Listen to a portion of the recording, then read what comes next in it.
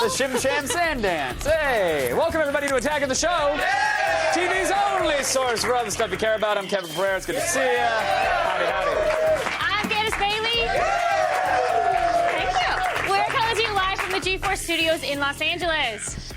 On the show today, Aaron Eckhart from Los Angeles is here, hoping to enlist you into theaters. Easy. He's a very pretty man, so it'll probably work.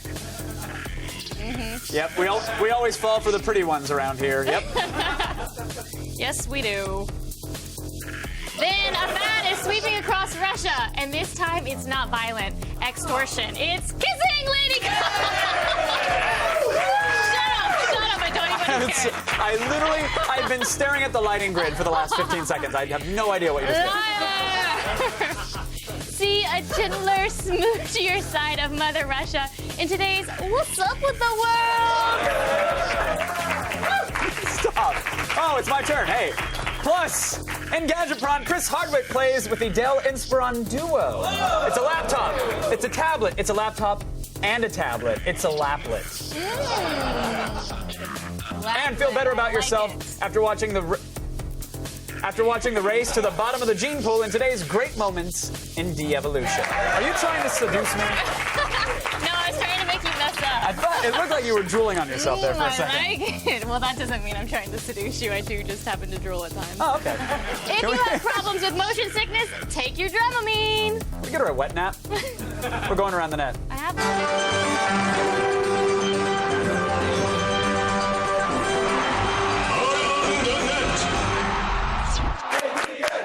Let's go get it.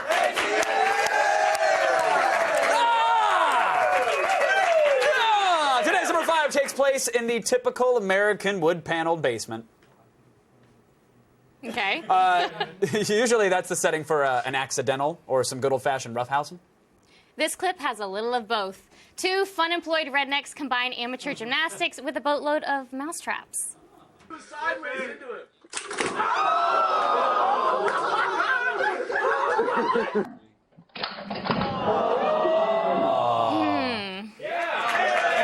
His sneaker almost scraped the tears off the wood paneling. Oh. Sawhorses and mousetraps. These guys went all out. Yeah. Here's a pro tip, though. If your stunt requires multiple trips to the hardware store, your stunt may end with multiple trips to the ER. True Just keep that in mind. dat. That's what I'm saying. In at number 4 is another example of the Onion's fine, in-depth, not true reporting. Yeah, you might think that being the only gay guy in a small town might be lonely, but that's far from the case. Paul, a 33-year-old hardware store owner, was too shy to ask for a parade, but that didn't stop almost 2,000 residents from showing their support for his homosexuality. Apparently, Paul was so modest that he practically had to be dragged out of his house and into the pink limo that took him to the parade, where the whole town was ready to support him. You beautiful, gay, sexy bitch! You just go for it, girl! He doesn't want to ride on the penis float.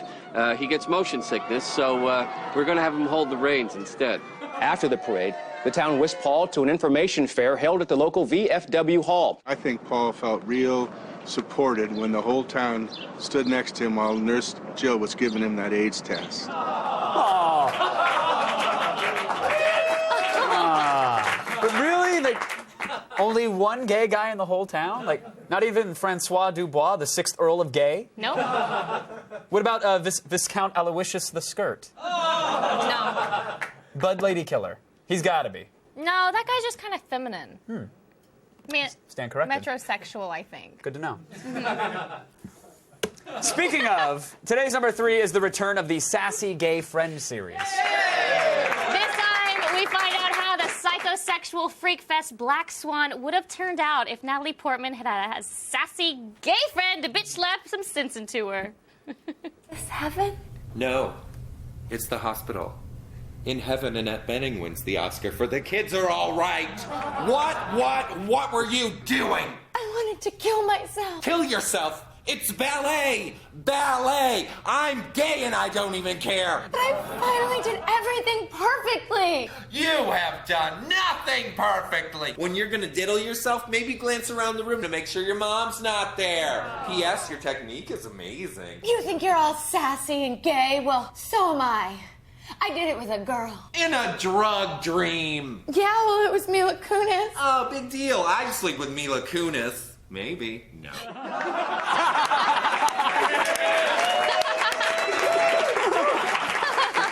Awesome. It's weird though, that video wasn't any less confusing for my boner than Black Swan was. It wasn't. Maybe someone else needs a sassy gay friend. What, you mean like as a wingman or something? Sure, Kevin. As a wingman. Yeah. It's weird we could like borrow each other's t-shirts and high five and stuff. That'd be cool. Exactly. Yeah. Good idea. And at number 2, when you think of gamer-friendly television, NCIS, your mom's favorite show, probably isn't what comes to mind. No, but that didn't stop the writers from taking a stab at approximating MMO players. Wait a second, is Max Destructo your gaming handle too? But it's not just Max Destructo, it's Max Destructo 574s? Nope, just Max Destructo. You hold the high score in virtually every massively multiplayer online role-playing game. You single-handedly killed the entire skank horde from Isle of Cardias and Blood Fun 6. You're awesome. Oh, shut up! Weird, with that weird music. The music and the... Ugh. Wait a second. Hate it. Wait, aren't you Candace Bailey? Yes. You know that. Kevin, I've been working with you for months. No, wait. Username Candace Bailey 5? You have the highest score ever in Tiny Wings. Okay, what's with this music and why are you talking like this? 300,000 in one go, 47 consecutive perfect slides, 99 cloud touches. No, that's not me. You're having a Tiny Wings flashback. You reached Island 15. No one's ever been there. You just want to play Tiny Wings, don't you? The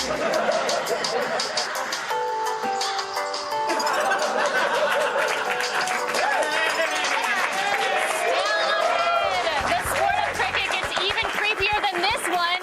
Stick around. Today's ATN featured a shirtless acrobat flipping out on his buddy. These dudes want to perform in an alley near you, but first, their act needs a name. So tell us, what is the title of this redneck circus troupe? Tweet us your responses at AOTS, #OMGROFLOL. If your response gets or done, we will feature it on Friday's show.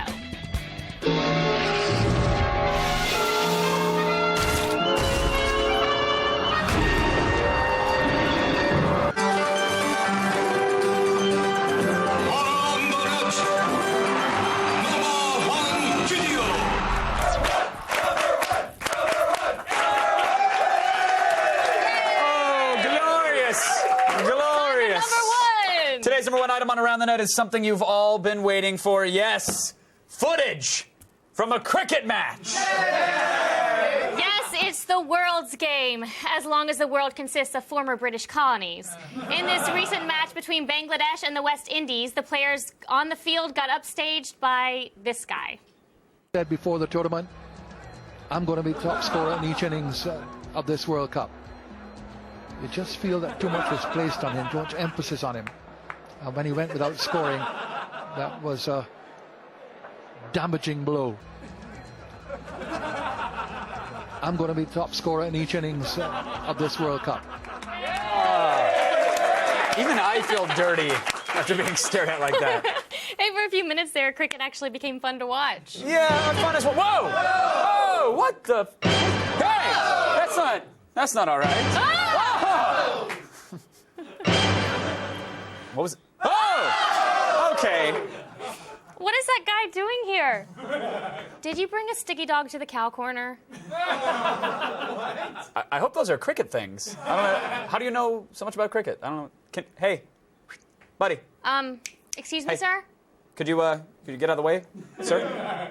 What's up with the world?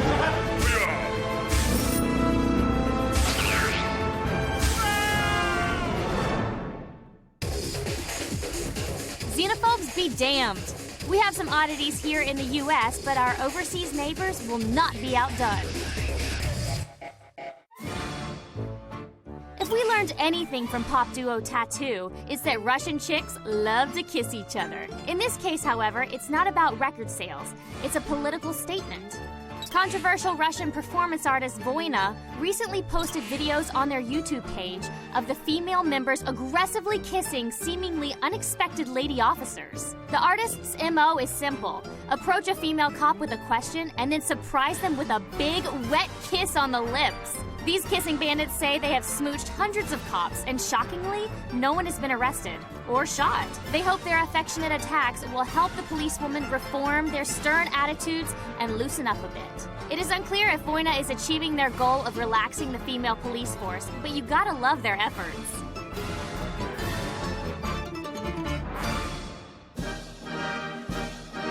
Let's cool things down and hit the ice in Austria. Ever watch an exciting NHL game and wonder what's going on under the ice? A group of insane Austrians did, and diagonal view cameras caught up with all the dangerous inverted action. Underwater ice hockey is a new extreme sport created by freedivers looking to add a competitive aspect to their sport. Decked out in a wetsuit, flippers, and a stick, underwater hockeyists swim upside down underneath a frozen lake, trying to score an oversized puck into a net. If the frigid conditions weren't bad enough, players have to resurface every 30 seconds for air, as oxygen tanks are forbidden. Fortunately, officials with full scuba gear are under the ice in case a player passes out or cannot find the air hole. Thanks, Austria. Now we can add drowning to the list of things that can kill hockey players. And finally, we head east to China for some girl power. If you're looking for evidence of Western culture creeping into Chinese society, look no further. Our obsession with huge breasts has finally hit China, as seen in this eye-popping commercial on Gawker.com. The Chinese have invented a corset that creates jaw-dropping cleavage. The lingerie company Do claims their product will increase the bust by 2 full cup sizes with just the pull of a string. How it's done is simple. A death grip force is applied to the belly, which shoves the fat up into the boobs. Take that, Great Wall, the compass, and gunpowder. This corset is now the greatest invention to ever come out of China. From extreme sports to empowering women, sometimes you have to expand your horizons a bit and find out what's up with the world. I like the part with the boobs. I know you do. Yeah, boobs are fun. I like boobs. Mm-hmm. And turtles. I like your boobs. Thank you. When you show off your cleavage. Appreciate it. You should do that again sometime. Yeah, the low-cut shirts on me don't rate so sexy. well. We've done the focus groups. We know. Okay. We know. Thank you, Internet Videos, for making world travel unnecessary. Yes, which is nice because those backpacks are heavy. Still ahead. Goodbye, everybody. Hey, guys. What happens when a tablet and a laptop mix sweet, passionate love?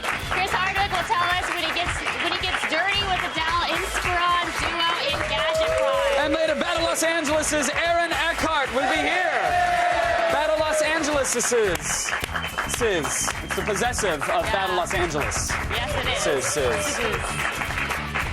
This portion of Attack of the Show is brought to you by the General Automobile Insurance Services. For the best car insurance rates online, go to the General and save some time.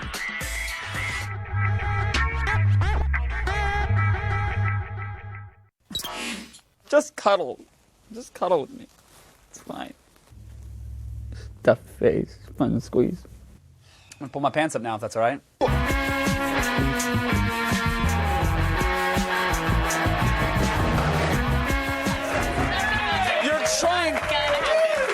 No sodas, no sweets. You're trying to find loopholes in Lent. I am not. I'm You're trying like, not to find loopholes, but you'll make me have to latte is find- not a candy or a dessert. It's totally not. A Red Bull's not soda. No, well, I was saying it was soda If it today, modifies your and body, your it can't be makeup was soda. saying Red it Bull does give you wasn't. wings, so I guess I can drink it all I want.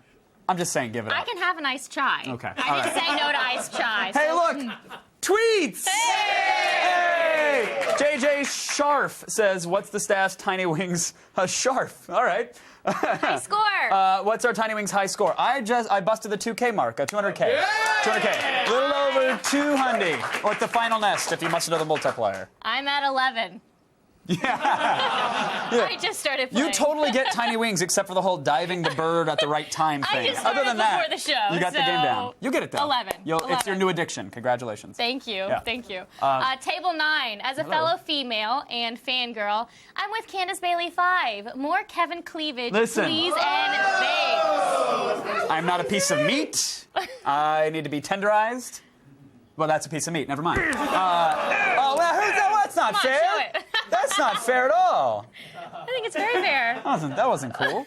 The Diego Robles says, I want to see how long I can go without tiny wings. No. How about no? He's obsessed. Jerk. If you want to be a part of the show and end up on our Twitter wall, tweet us at AOTS or use the hashtag AOTS. Hey, it's time for the feed, everybody. Here's Kristen Adams. Thanks, guys, and let's start the feed now. All the news you need to know. The feed. It's Thursday, March 10th, and here are your top stories. The new iPad comes out tomorrow. But if you're going to your nearest Apple store to wait in line, you'll have to wait until dinner to get your hands on it. Apple says that online orders will begin at 4 a.m. Eastern Time, while in-store purchases won't actually start until 5 p.m. local time. Of course, the press got their hands on the device, and reviews are already starting to pop up. Most reviewers seem to agree that despite the release of the Android-powered Zoom, the iPad is still the tablet to buy. But we're going to weigh in on all that when we give our full review on Monday's show. So, yippee! Yesterday, The Secret got out on how to exploit Xbox Live's point system, and Microsoft lost a little bit of money.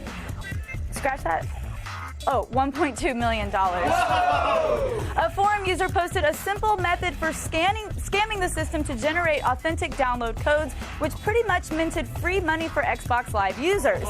Microsoft reps have since commented on the matter and said they're looking into punishing those who cashed in. I like that.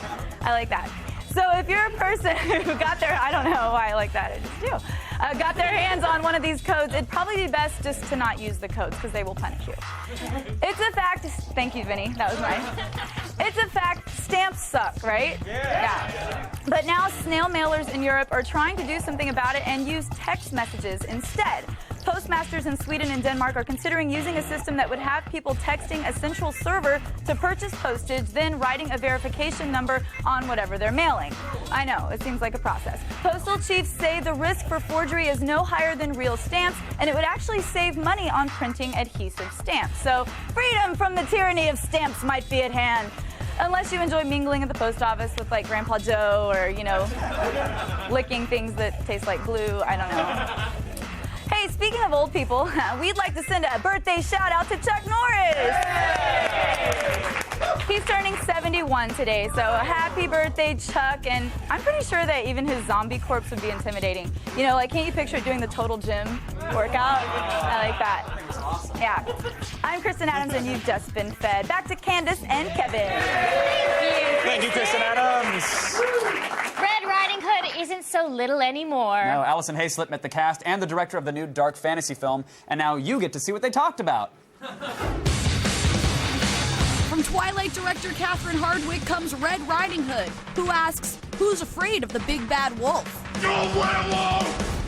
It's still alive! A reimagined fantasy thriller from the 700-year-old story, where the wolf might just be someone you know. What big eyes you have. As kids, we hear fairy tales, they're totally not scary. How come when we hear them as adults, they scare the crap out of us? It actually scared the crap out of me when I was little. But also when you're an adult, I think the meaning is a little bit dark. The symbolism is a little intense. Jack and the Beanstalk, Three Little Pigs, Humpty Dumpty, that stuff is creepy. You afraid? I wanted it to feel like it was in its own time, its own fairy tale time. We wanted the village to have baked-in paranoia and fear. The village is built out of all these big trees. They were carved into spikes, and the houses were raised up on stilts so that at night you could pull the ladders up. The wolf would have a harder time getting into your house because these people were scared of the wolf for the last 20 years. Wolf. What's scarier, a werewolf or Gary Oldman in character? I find Gary Oldman sexy when he's in character, out of character, on the toilet. There's nothing scary about Gary Oldman, even when he's angry. Ooh. Which do you think is more dangerous, the actual werewolf or the paranoia created by the werewolf? See, paranoia is a good thing, I think. Protects you. The wolf lives here, in this village. Since your enemy was not there on set, how are you attacking it? There was a stand-in who would run around with a big furry head, and then we would react to a tennis ball on top of a stick. And Catherine kept saying, "It'll be scary, trust me." I was talking to wood the whole time. To wood? Yeah. It was a wooden werewolf, or like a piece of wood. Who was afraid of the big bad wolf? Because it is apparently not you. No, I'm not afraid of a big bad wolf. When really it's just a tennis ball on a stick. Oh, what big teeth you have! Beware of Red Riding Hood. It has a bite you won't forget. Red Riding Hood opens March 11th. It'll be the sexiest take on werewolves since Teen Wolf 2. A tablet PC gets knocked up by a laptop and gives birth to Adele. No, it's not the craziest episode ever of I Didn't Know I Was Pregnant. It's today's Gadgetron.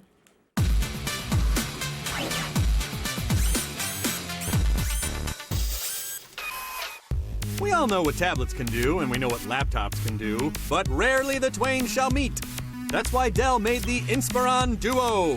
It's a traditional laptop with an Intel dual-core Atom processor, 2 gigs of RAM, and a 320 gig hard drive. Once you flip the screen, you got yourself a multi-touch tablet. Browse the web and enjoy your multimedia, all with the tap of a finger, and all for $550. Let's welcome Chris Hardwick! I welcome me. Are you okay? Yeah, that was just hard. Well, I'm sorry. Hardwick. You know what I'm saying? Is that what I'm saying? Yeah. It's good to be here. It's good to have you. Thank you. Thanks, guys. Oh, you want me to... We need to talk about this. Okay. All right, this little convertible is about the same size as a netbook. It's only an inch thick. Mm-hmm. It weighs about 3 pounds, so we're not going to have any problems carrying it around, right?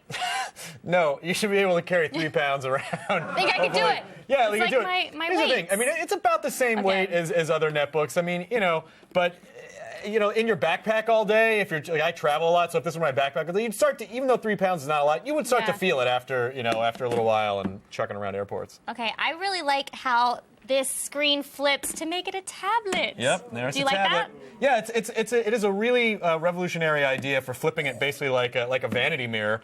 At CES in 2010, we saw ones that where the front part spun up and then folded back over. But to flip it through like a mirror like that was a pretty innovative idea on Dell's part. Now, how well does the touch screen work when it's in tablet mode? Because Well, when that's I was the trying thing. when I was trying it, it was really slow. It is kind of hit or miss. I mean, Dell has this overlay with shortcuts for touch-optimized apps, but once you get into that, it chugs, and not along at a swift Big pace. time.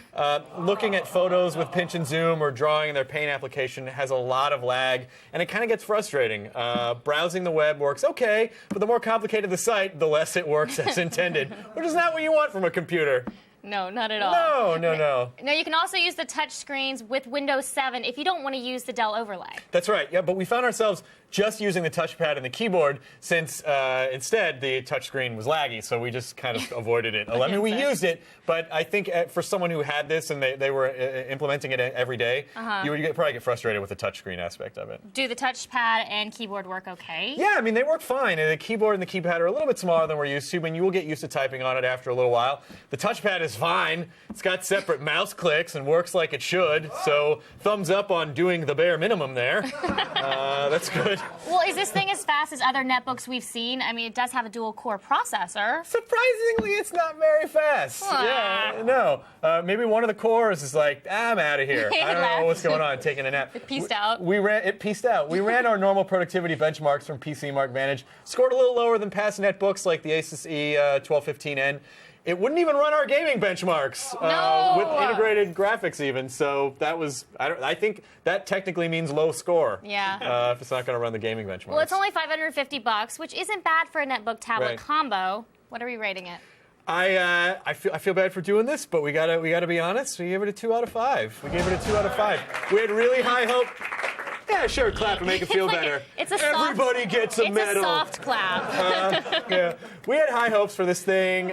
We think the design is innovative, but as a computing system, it just didn't deliver on any of its promises. I mean, if you want a netbook, I'd say we'd recommend the Asus EPC 1215N, or if you want a tablet, you know, maybe iPad 2, for instance, which we will be reviewing on Monday. Yes, we will. But this, just as a machine overall, I think is going to be a little frustrating to people. Okay, thanks for Yeah, the note. I know. Sorry. Hey, Chris, don't you host a little show called Web Soup? I don't think I... Wait, yes I do, Candace!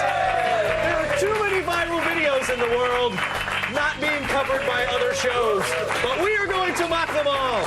You're doing important work, sir. I really feel like I am, Candace. Web Soup returns March 30th, and to learn more, go to your internet device, g4tv.com/websoup! Thank you, Chris Hardwick. Thank you, Candace Bailey! Now back over to Kevin. Kevin! What? Oh, I have words to say. Stay tuned. Aaron Eckhart from Battle Los Angeles goes into detail on how to survive an alien invasion. That might be useful someday when the aliens invade. This portion of Attack of the Show is brought to you by Warner Brothers Pictures' Red Riding Hood, in theaters March 11th.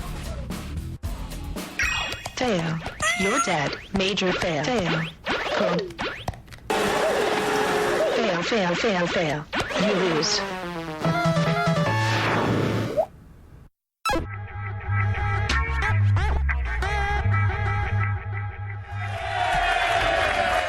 How you doing? You all right? Yeah. You want to tell them what you're doing? I was tap dancing. Through the whole break. Whole break. I don't really know how to tap dance, though, so I was doing my own version. Doesn't stop her.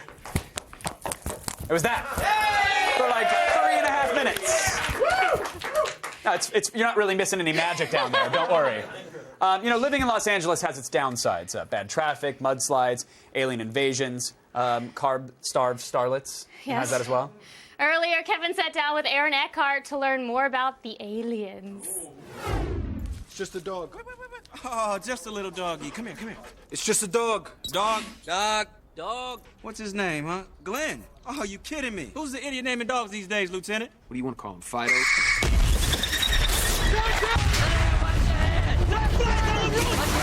Fuck it! Yes! Give me an exit down that alley!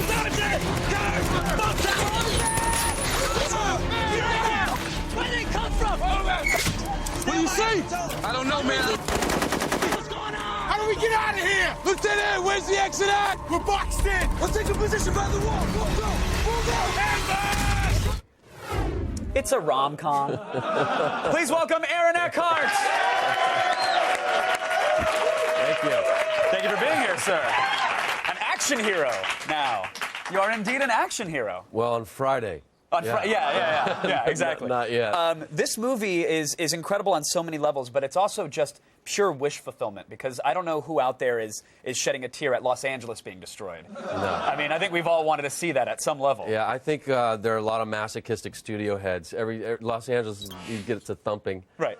But this is a dream come true to play, a Marine, do a war movie, alien movie, Yeah, and not just your traditional war movie. I mean, this is aliens attacking Venice Beach. Yeah. They're rolling through LA, which looks incredibly realistic, except I didn't see cigarette butts and hobos flying through the explosions. Like, you almost nailed Venice. Yeah, we did. And we filmed this in Louisiana. We built everything. Yeah, we shut that city down. We took over their freeways and their towns, and we would be shooting 20,000 rounds a day.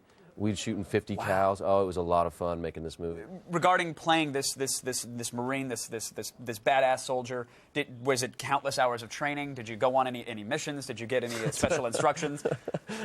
I cannot tell you that. What? No, what's that? You didn't? No, we did boot camp. We did 3 weeks of boot camp before, where we learned our weapons, we learned our ranks. We ate together, we slept together in the same tent, showered. Everything was in rank. So if somebody was a PFC, he was a private. He had to, he was cleaning latrines. He was, all that sort of stuff. And we tried to get it really right. We felt like we had to be very respectful and technically accurate to the Marines. We had the full cooperation of the Marines. I mean, like this right here, this is the first shot we ever, the first scene we ever did. It was right in the middle of Louisiana in the summertime. We were burning up. I would look around me, and I actually thought we were at war. Really? Yeah. I mean, it was just everybody's face would just grime. There was no makeup on this movie. It was just all smoke and dirt and dust, and I'd look at the other actors and they'd have that 1,000-yard stare and just all to the wiped craft out. services table. They're like, someone call break. I need a bagel right now. Put this it's gun honestly down. like that. So now, when you're at training camp, if you're going by the ranks, I mean, you're in charge of your co-stars, Yeah. then, right? Did you get to order them to clean latrines? Yes, I did. Did you really? That's awesome. I would have used that power for ages. The problem is, somebody asked me what's the hardest thing about making this movie. It was to get 12 guys lined up on the line at 6 o'clock in the morning. I bet. I mean, and look like Marines. Right. You know, I would look at these guys, and either they were dressed improperly, they didn't have the right equipment. One was crying, one was this. I mean, it was. They're crying. I'm not kidding you. My BlackBerry doesn't work. You've shown the film to actual Marines, though, right? Yeah, I went to Pendleton. We showed the Marine 1,400 Marines. We showed the movie to 14. Then I flew to Quantico, and they loved it. That's awesome. Yeah. Now, are they correcting you? Are they calling out? Oh, that guy's clearly dressed improperly. You're holding your gun upside down. What are you doing? Yeah, I was in front of a colonel, the colonel of the base at Quantico the other day, and I called my uniform and outfit. Oh, we put on the snazzy camo costumes, and we ran around and shot space aliens. Yeah. Did he correct you really Well, fast? I didn't say it like that. Oh, that's how. Oh, okay, I got it. But yeah, no, he did correct me. We had a sergeant major, a master sergeant, and a gunny on set with us all the time. So, you know, I would see the master sergeant with his headphones on, and I would call a helo a chopper, and I could just see him just going like this, running over to me. He goes, chopper. No, he goes, helo. And, or like, you know, a Marine is not a soldier. Right. It's a Marine, and, you know, all that sort of stuff. But I thought we did a pretty good job of getting it accurate. But it's rough being corrected by those guys because they have actual guns with live rounds in them. Yeah. So you don't want to upset them too much. Well, they've killed people. That too. There's also that. We loved you. I mean, I loved you as the big tobacco spokesperson. Loved you as Two-Face. Now you are an action hero. So what's next? I mean, do you have a checklist? Do you have to do like a fat suit comedy or a movie where I've done that. It's your head on a baby? You did a fat suit comedy? Oh, well, no, I gained 45 pounds for roles. Let's see.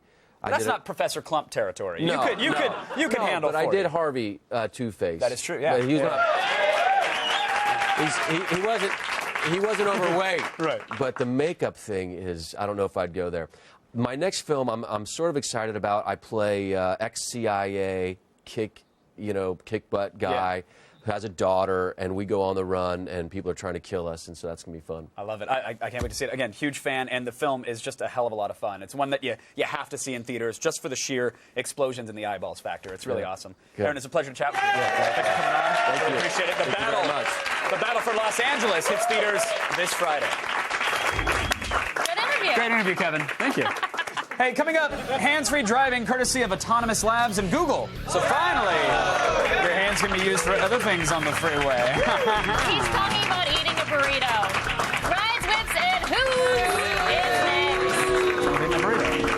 who's Tweet. Sometimes simple is better, and nothing proves that more than the fast-paced arcade puzzler Puckers. In this Peggle air hockey hybrid, shoot your puck across the enclosed game board to collect orbs before the timer runs out. The controls are simple and intuitive. Pull back on your puck, adjust your angle, and let it fly. Collect 80% of the orbs before the 2-minute limit to advance to the next level. Several hazards will stall your puck, like the unbreakable blocks, along with bottomless pits and landmines, which will knock 10 seconds off the timer. However, there are power-ups like speed boost and time bonuses to aid you. But ultimately, you will have to rely on your billiard skills if you want to progress. Gameplay is addictive and fun. With 30 rich levels, Puckers is perfect for all gamers, hardcore or casual. Feel like putting those air hockey skills to work? Then head on over to the App Store and pick up Puckers for $1.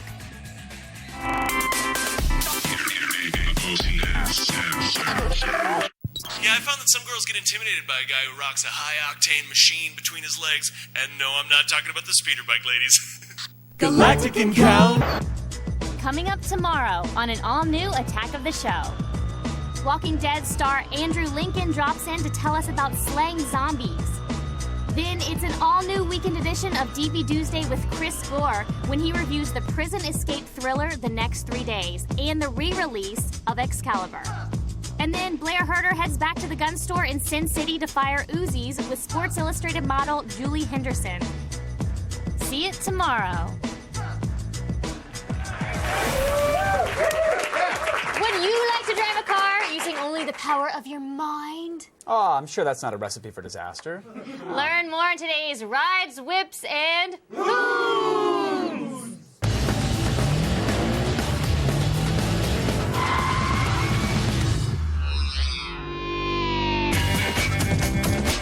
The Mayans say the world's ending next year, but maybe they would change their minds if they knew about the newest rides of 2012 to hit the showroom floor. First thing we tell the Mayans, the future is all about autonomous vehicles. You may have heard or seen Google's self-driving car, a modified Toyota Prius that uses a computer-controlled array of radars, lasers, sensors, and GPS to drive itself. At the recent TED Talks in Long Beach, California, the Google car showed off its skills to the media. With press members sitting shotgun, the Google car raced through a specially designed closed course, making speedy and tight turns while freaking out passengers. There's no hands on that wheel. But the Germans have a little project of their own. Freya University's autonomous labs have created a system that lets you drive a vehicle with your mind. Used in conjunction with an autonomous car named Made in Germany, the driver wears a special helmet that detects your brain's bioelectrical signals. All you need to do is think about accelerating, turning, and stopping, and the Neuro headset recognizes those specific brain patterns. It then transmits those commands back to the car's computer, where a combination of cameras and sensors control the car. Both Google and Automated Labs are still a long way from perfecting self-driving vehicles, but throw in the Hoff and a snarky AI, and you've got a Knight Rider comeback.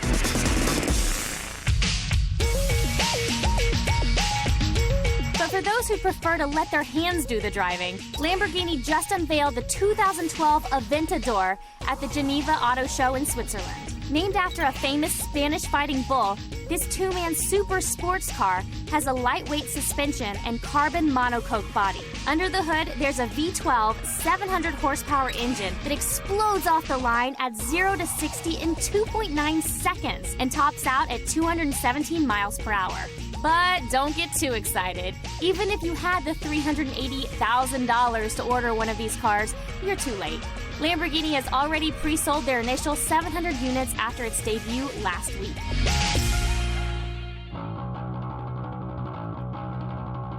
And finally, French automaker Peugeot Sport is mixing endurance racing and green energy with the 908 Hybrid 4. This hybrid racer runs on a combination of fuel and electricity for racing efficiency. It has a 6-speed, 550-horsepower V8 diesel engine that also converts braking momentum to power its lithium-ion batteries. The driver can use this energy to boost the engine up to 630 horsepower when needed. Peugeot Sport plans to test this car out at Le Mans, a 24-hour endurance race, and hopes that the combination of diesel fuel and renewable energy will give the car an edge. Peugeot is keeping the rest of the car's stats under tight wraps until the 908 Hybrid 4 makes its first test run at the Le Mans Course French circuit next month.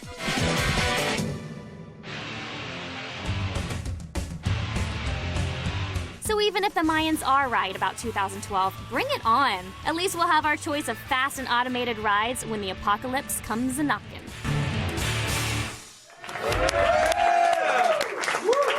Guys, we have some sad news for you. It's true. Due to rising gas prices, the title of this segment has to be changed to Mules, Carts, and Feet.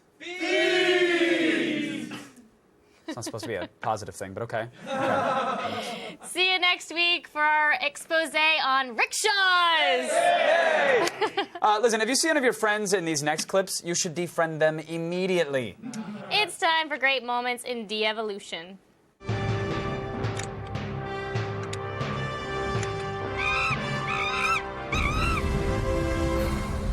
Kids at home, use this video as a learning tool. Yeah, there isn't one thing in this clip that you should ever replicate. Ever.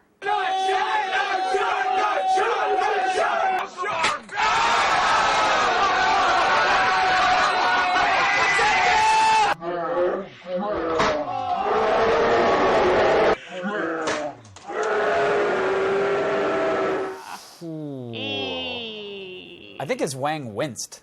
Like You I think almost- it definitely wins. Yeah, brings me back to high school. No, I've actually never been that stupid, I swear. In honor of the man who seems to redefine the term de-evolution almost every other day, this week's rating system is pints of tiger blood. Yeah, we have to. So how many are we giving them? I'd say 4 out of 5. I would agree. I would agree. Glad we can agree on that. This next clip is dedicated to all of you workaholics out there. Stop bringing your work home with you. Staples into the arm.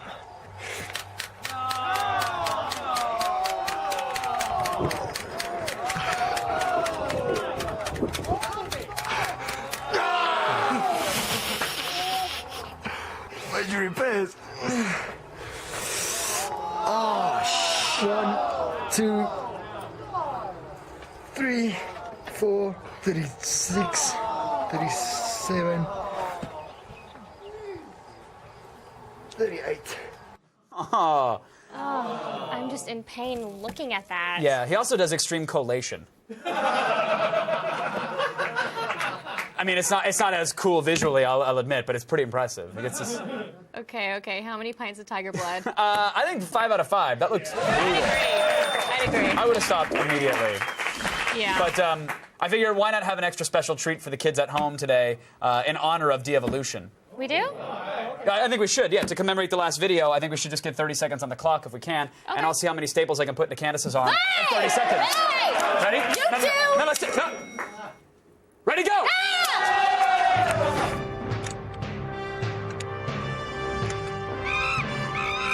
We'll get you back.